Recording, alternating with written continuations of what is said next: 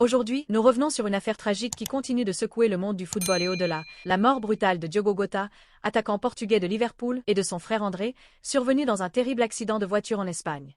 Dans cette vidéo, nous allons détailler ce que révèle l'enquête de la police espagnole, les circonstances exactes de cet accident et les premières conclusions, pour tenter de comprendre ce qu'il s'est réellement passé cette nuit-là.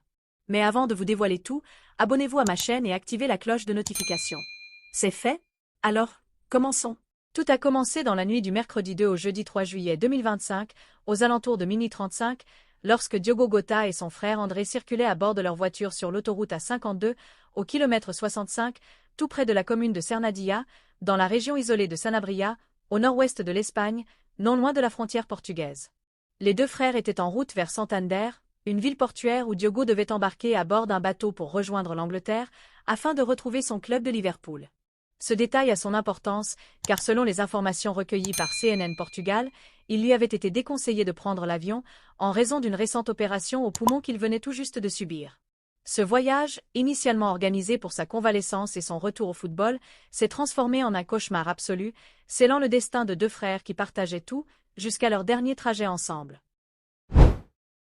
Dès les premières heures qui ont suivi le drame, la Guardia Civil a ouvert une enquête afin de faire toute la lumière sur les circonstances exactes de cet accident qui a coûté la vie à Diogo Jota et à son frère André. Selon les premières constatations réalisées sur les lieux, tout porte à croire qu'un éclatement de pneus serait à l'origine de la perte de contrôle du véhicule.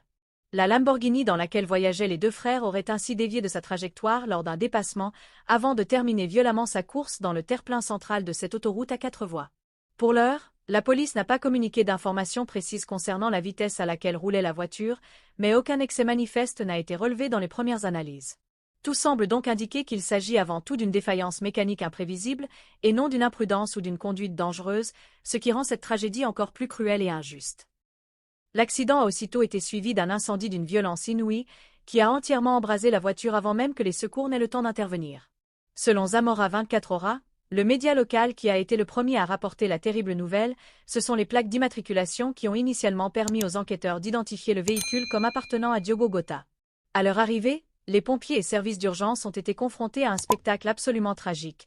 La Lamborghini n'était plus qu'une carcasse calcinée, méconnaissable, et les deux corps retrouvés à l'intérieur étaient eux aussi totalement carbonisés, preuve de la violence extrême du choc et des flammes.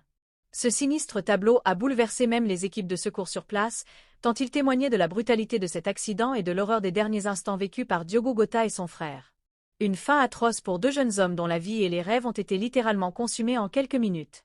Face à l'état des corps, littéralement carbonisés par l'incendie, il a été impossible pour les enquêteurs de confirmer visuellement l'identité des victimes.